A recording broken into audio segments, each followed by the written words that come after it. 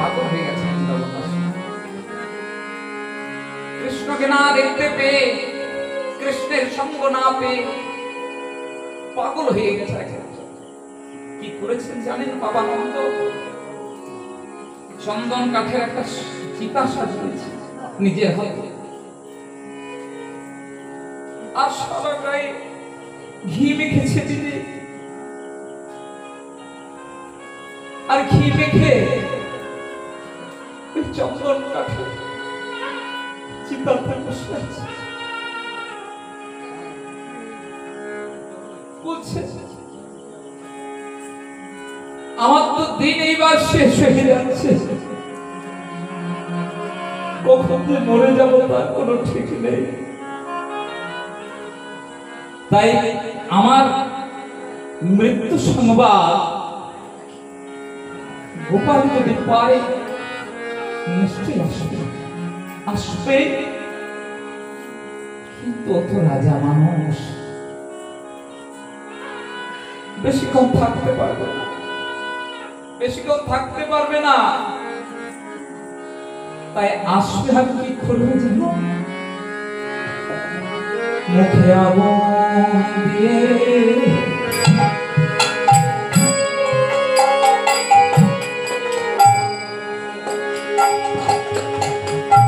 চলে যাবে, মুখে আগুন দিয়ে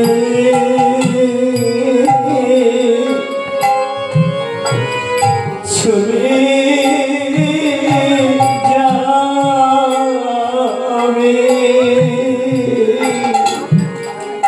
মুখে আগুন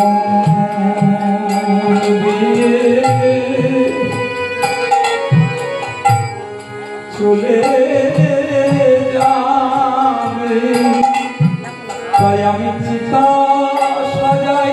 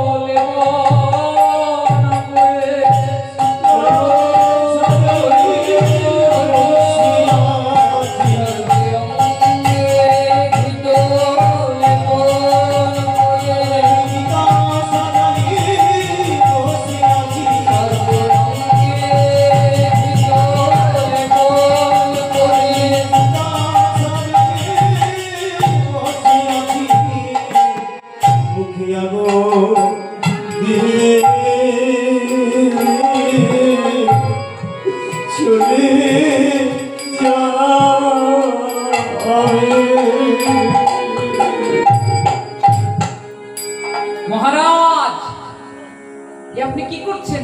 নেমে আসুন চিতাতে, নেমে আসুন। এমন খেপামি কেউ করে নাকি? কাঁদবেন না, কাঁদবেন না। দেখুন দেখুন দেখুন, আপনার ছেলে আপনাকে নেমন্তন্ন করেছে। আপনি রাজার বাবা হয়ে যাবেন, রাজার বাবা হয়ে যাবেন। হ্যাঁ, আমার ছেলে আমাকে নেমন্তন্ন করেছে। কই দেখি দেখি। বাহ বাহ বাহ বাহ, আমাকে বলেছে আবার যজ্ঞের দায়িত্ব নিতে। আর কাঁদবো না, আর কাঁদবো না। যাই, আমি রত্ন অলংকার মণি মাণিক্য নিয়ে যাব, আমার ছেলেকে আমি সাজিয়ে দেব। তো রাজকুমার, রাজার বাবা হয়ে আমি যাব, আর আমি কাঁদবো না। এবার মহারাজকে নিমন্ত্রণ হয়ে গেল। এবার নন্দ মহারানীর অবস্থা বলতে আছে, বাবা মায়ের কথা কি আর বলতে আছে বাবা? কি বুঝি আমরা মায়ের দুঃখ? আমরা বুঝি না, মা বুঝি। মায়ের দুঃখ মাই বোঝে, আমরা কি বুঝবো? আমরা তো মুখস্থ করা কথা বলে দিচ্ছি, কিন্তু মায়ের দুঃখ যে মা নিজে বোঝে। মাতা নন্দরানী করে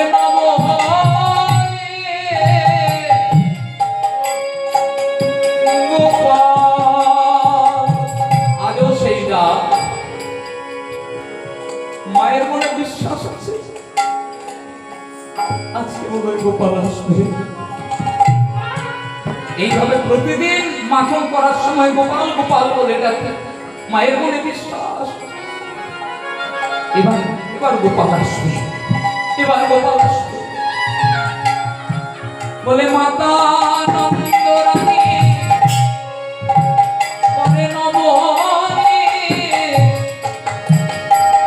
গোপাল গোপাল বলে। মাতা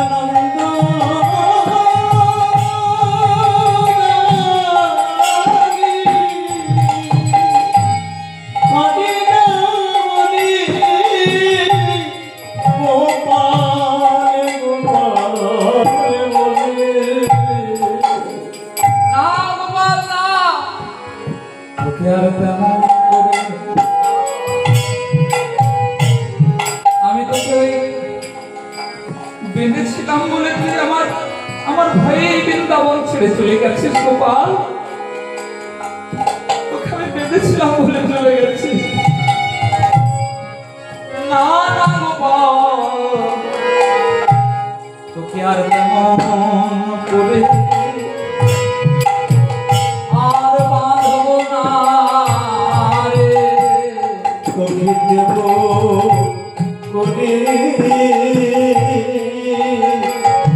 আমি বাড়ি বলা দে একবার মা বলে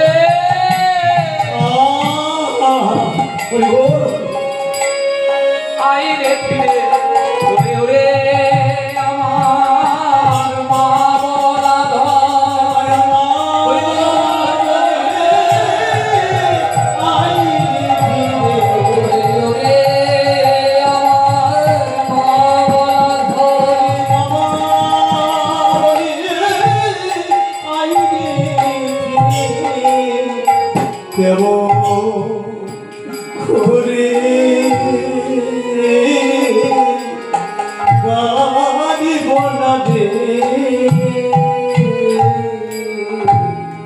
মা কে কে আমার গোপাল এলি নাকি? গোপাল না মা, আমি তোমার গোপাল নই, তোমার গোপালের দাস অনুদাস, আমি নারদ। ও আমি বুঝতে পারিনি বাবা, কাঁদতে কাঁদতে অন্ধ হয়ে গেছে তো। মা তুমি আর অন্ধ থাকবে না মা, তোমার গোপাল তোমাকে চিঠি লিখেছে মা। এই চিঠিখানা তোমার চোখে একবার ছুঁয়ে নাও মা, তুমি আবার দেখতে পাবে, আবার দেখতে পাবে। যেই না চিঠিখানা ছুঁয়ে নিয়েছেন মা, মা আবার দেখতে পাচ্ছে। বাহ, এই তো আমি দেখতে পাচ্ছি, সব দেখতে পাচ্ছি। দেখি দেখি দেখি, আমার গোপাল আমাকে চিঠি লিখেছে। দেখি দেখি চিঠিখানা একবার দেখি। বাহ বাহ বাহ বাহ, আমার গোপালের কত সুন্দর হাতের লেখা, আহা চোখ জুড়িয়ে যাচ্ছে, চোখ জুড়িয়ে যাচ্ছে বাবা। কিন্তু আমি তো মুখ্য সূক্ষ্ম মানুষ, পড়াশোনা জানি না, কি লিখেছে আমার ছেলে? মা তোমার ছেলে লিখেছে তুমি আশীর্বাদ না করলে ওর যোগ্য হবে, তাই নাকি? আমার কথা মনে মনে তবে রেখেছে আমার গোপাল, আমি আশীর্বাদ না করলে ওর যোগ্য হবে না। অবশ্যই যাবো, এমনি এমনি যাবো না। রাত জেগে জেগে ছানা মাখন ঘি সব ননি বানিয়ে নিয়ে যাবো গোপাল। বড় ভালোবাসে ননী থেকে, ননী নিয়ে যাবে। তাই মাকে নিমন্ত্রণ হয়ে গেল। মাকে নিমন্ত্রণ হওয়ার পর সোজা চলে গেল রাধারানীর কুঞ্জে। এই রাধারানীর কুঞ্জে যাবার পর নারদ মুনি যা দেখলেন হতবাক হয়ে গেলেন। মায়েরা, প্রেমের 10টি দশা, 10 দশা। প্রেম, শুদ্ধ প্রেম, মানে প্রেম বললেই আমরা যেন না ভাবি যে এই আজকালকার দিনের হাটে মাঠে ওই ফুচকা খাওয়ানো প্রেম। ওটা প্রেম নয়। প্রেম, ওটাকে প্রেম বললে প্রেমকে অপমান করা হয়। ওটা প্রেম নয়, ওটা কাম। একই সাথে দেখবেন চুনো রাখা আছে, দইও রাখা আছে পাশাপাশি। চুনের মধ্যেও স্বাদ পড়ে, দইয়ের মধ্যেও স্বাদ পড়ে। আপনি চোখে দেখে বুঝতে পারবেন না কোনটা দই কোনটা চুন। কি করলে বুঝবেন? খেলে বুঝবেন। একটু যদি আপনি চুন মুখে দেন, চুন, দেখবেন ওই মুখে আর আপনি জীবনে খাবার খেতে পারবেন না, জীবনে পারবেন না। আর ওই মুখে যদি একটু দই দেন মুখে, দেখবেন টক মিষ্টি রসে মুখের ভিতরটা একদম ভরে যাবে, প্রাণটা ঠান্ডা হয়ে যাবে। তাহলে আজকালকার দিনের যে ভালোবাসা, প্রেমকে আমরা প্রেম বলে দিচ্ছি, ওটাই চুনের মতন বাবা, চুনের মতন। সর্বনাশ, সর্বনাশ। আর এই দই, যেটা টক মিষ্টি রস ভরা দই, এটা আমার রাধা ঠাকুরানীর প্রেম। রাধার, এই যে রাধার বলার যোগ্যতা আমাদের নাই। এই মুখে রাধা বলার যোগ্য নই আমরা। এই রাধা বলে সহ্য করতে পারতেন না সুখদেব গোস্বামী পাদ, যিনি ভাগবত রচনা করেছেন, আপনারা জানেন। কোথাও রাধা নাম আছে ভাগবতে? কি বাবা, যারা ভাগবত পড়েন, কোথাও রাধা নাম আছে? কোথাও রাধা নাম নেই। কেন নেই? এটা অনেক তর্ক বিতর্ক হয়। মুখ মুখির তত্ত্ব উঠে আসে এইখান থেকে, যে সুখদেব গোস্বামী পাদ রাধার রাটাও সহ্য করতে পারতেন না। রাধা নাম শুনলে বা বললে 6 মাস অজ্ঞানে পড়ে থাকতেন, অজ্ঞানে পড়ে থাকতেন। তাই রাধা নাম কোনো সাধারণ জিনিস নয়, রাধা প্রেম কোনো সাধারণ জিনিস নয়।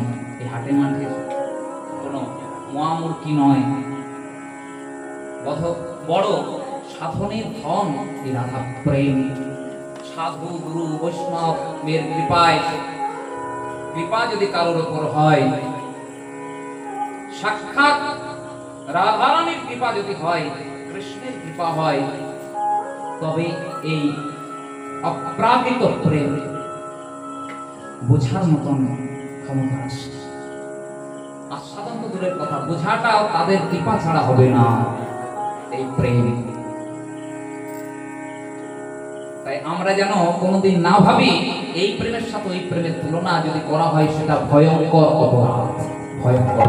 অনেকে দেখবেন কথায় কথায় বলে দেয় না যে কৃষ্ণ অতগুলো প্রেম করেছে, আমরা প্রেম করলেই দোষ। দেখবেন বলে দেয়, না যিনি না শুনি, তুমি কৃষ্ণ হতে চাইছো। কৃষ্ণ বাম হাতের কড়ি আঙুলে গিরি গোবর্ধন উত্তোলন করেছিলেন, আর তুমি একটা টেবিল 2 হাতে উঠিয়ে দেখাও, বড় টেবিল একটা উঠিয়ে দেখাও, তবে বুঝবো তুমি কত বড় কৃষ্ণ। ও গিরি গোবর্ধন তোলার বেলায় তুমি কৃষ্ণ হতে চাইছো না। আর প্রেম করার সময় কৃষ্ণ অনেকগুলো প্রেম করেছে, ওর মতন আমিও 2-4টে প্রেম করে বেড়াবো, সেই বেলায় তুমি কৃষ্ণ হতে চাইছো। ভয়ঙ্কর অপরাধ। এতটুকু নয়, ভয়ঙ্কর অপরাধ, পাপ। কখনো এই প্রেমের সাথে, এই ভালোবাসার সাথে ওই প্রেমের তুলনা চলে না। তাই নারদ মুনি যখনই গেছেন অবাক হয়ে গেলেন। কেন জানো? না প্রেমের 10টি অবস্থা পূর্বরাগ দিয়ে শুরু হয়, শেষ দশা হচ্ছে মৃত্যু। প্রাণনাথের জন্য মৃত্যুকে পর্যন্ত বরণ করে নেওয়া যায়। সব ভাব পেরিয়ে রাধারানীর এত গভীর কৃষ্ণ প্রেম, কৃষ্ণ বিরহ শেষে মৃত্যু দশায় উপনীত হয়েছে। সখীরা বলছে আর বাঁচবে না রে, হায় হায় আর বাঁচবে না, ওকে খাট থেকে নামিয়ে দিয়েছি। মৃত্যু পথযাত্রী মানুষকে মাটিতে নামিয়ে দেয় না, বাঁচবে না মাটিতে। তাই পদ্ম ফুলের বিছানা পেড়ে রাধা রানীকে শুইয়ে দেওয়া হলো। সবাই বলছে এইবারে বোধ হয় রাধা রানী দেহ রাখবে, মারা যাবে। কিন্তু রাধা রানীর একটু একটু প্রাণ আছে, প্রাণ আছে। বিধাতাকে দেখে বলছে, বিধাতা বেঁচে থাকতে তো আমি আমার প্রাণনাথের সেবা করতে পারলাম না। হে বিধাতা, আমি মরে যাবার পর আমার এই যে দেহ পঞ্চভূত দিয়ে তৈরি, ক্ষিতি তেজ মরদ বন, ক্ষিতি মানে মাটি, মায়েরা এই 5টি জিনিস দিয়ে আমাদের দেহটা তৈরি হয়েছে। ক্ষিতি মাটি, জল, আকাশ, বাতাস আর জ্যোতি তেজ। রাধারানী সেটাই বলছেন বিধাতাকে যে আমার দেহের মাটিটা তুমি সেই মাটিতে মিশিয়ে দেবে বিধাতা। যে মাটিতে আমার প্রাণবধূ চলাফেরা করবে, আমার দেহের জলটা তুমি সেই জলে মিশিয়ে দেবে, সেই সরোবরে মিশিয়ে দেবে, যে সরোবরে আমার প্রাণবধূ স্নান করে। আমার দেহের জ্যোতিটা তুমি সেই আয়নাতে মিশিয়ে দেবে, যে আয়নায় আমার প্রাণনাথ মুখ দেখে। যখনই দেখবে আমার কৃষ্ণ সেবা হয়ে যাবে। আমার দেহের বাতাস তত্ত্ব বাতাস তুমি সেই পাখাতে মিশিয়ে দেবে বিধাতা, যে পাখাতে করে আমার প্রাণনাথ হাওয়া খায়। তবে আমার কৃষ্ণ সেবা হয়ে যাবে। আর আমার দেহের আকাশ তত্ত্ব, দেহের ভেতরে যে ফাঁকা জায়গাগুলি, এগুলো আকাশ তত্ত্বের সাথে মিল আছে। আমার দেহের আকাশ তুমি সেই আকাশে মিশিয়ে দেবে, যার নিচে আমার প্রাণবধূ চলাফেরা করে। যেন দেখবে বিধাতা আমার গোবিন্দের যেন রোদের আঁচ না লাগে, আমি যেন মেঘ হয়ে ছায়া ধরতে পারি। এই হচ্ছে বৃন্দাবনের প্রেম। প্রাণবধূর জন্য মৃত্যুকে পর্যন্ত বরণ করে নিচ্ছেন রাধারানী। আর সেই সময়ে নারদ মুনি পৌঁছে গেছেন। রাধে রাধে রাধে, মৃত্যুর পর কেন, মৃত্যুর আগেই তুমি সেবা করতে পারবে। তোমার প্রাণবধূ চিঠি লিখেছে, তুমি শক্তি সঞ্চার না করলে সে যোগ্য করতে পারবে না।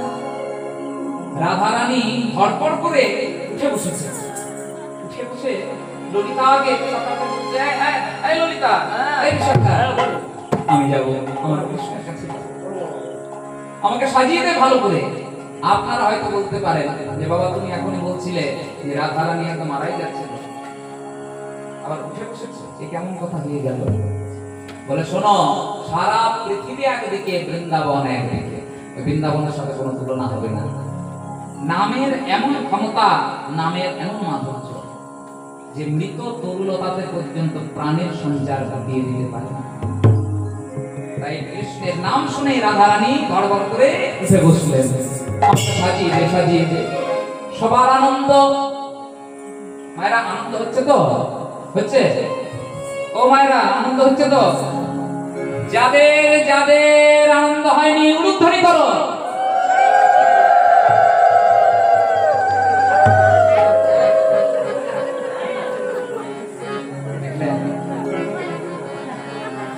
আনন্দ হয়নি? আমি কি বললাম? যাদের যাদের আনন্দ হয়নি তারা উলুধ্বনি করো। বাহ, মানে শুনছেনই না ভালো করে কি বলছি? হাই হাই হাই, ও মায়ের ঘুম পাচ্ছে? আর বেশি দেরি নেই, একটুখানি আছে। আনন্দ হচ্ছে? সত্যি বলুন, আনন্দ হচ্ছে তো? এবার যাদের যাদের আনন্দ সত্যিকারের হচ্ছে তারা উলুধ্বনি করুন, হরিধ্বনি করুন। নিতাই গৌর প্রেমানন্দে হরি হরি।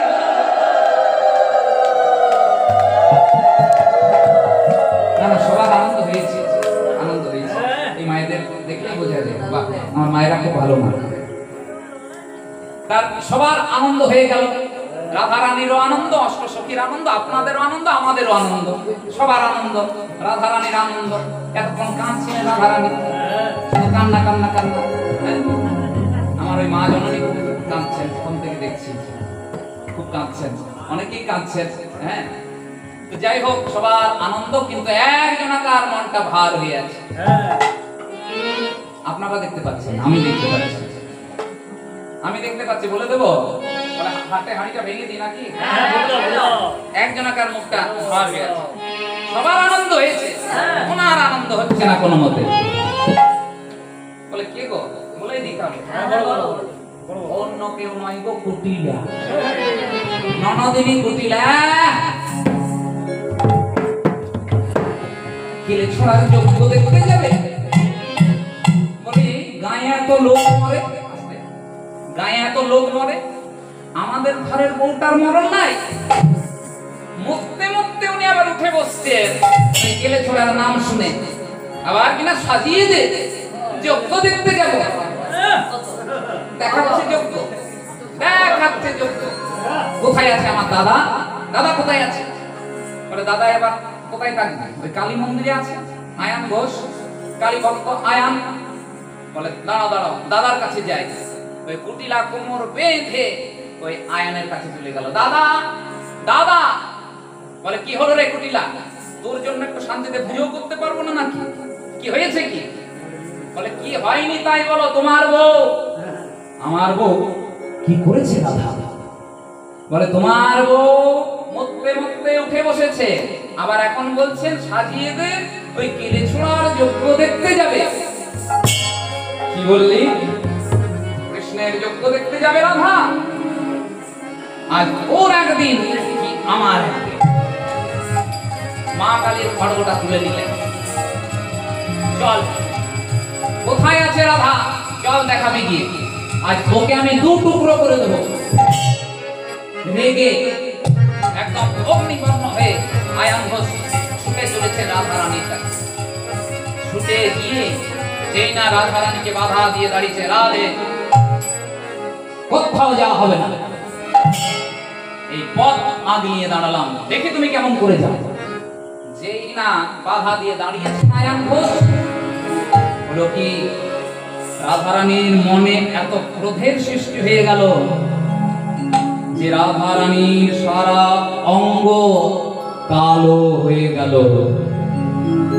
আপনারা জানেন নিধুবনে কৃষ্ণকালী হয়েছিল, ওই যে খুব সুন্দর মূর্তিটা আছে নিধুবনে কৃষ্ণকালী। হ্যাঁ, কিন্তু রাধা রানীও কালী হয়েছিল কোন লীলায়? এই লীলায়। এই লীলাকে কিন্তু যেমন প্রভাস যজ্ঞ বলা হয়, দানব্রত যজ্ঞ বলা হয়, আবার রাধা কালী লীলাও বলা হয়। রাধা কালী লীলা মানে রাধা রানী এই লীলাতে কালী রূপ ধারণ করেছিলেন।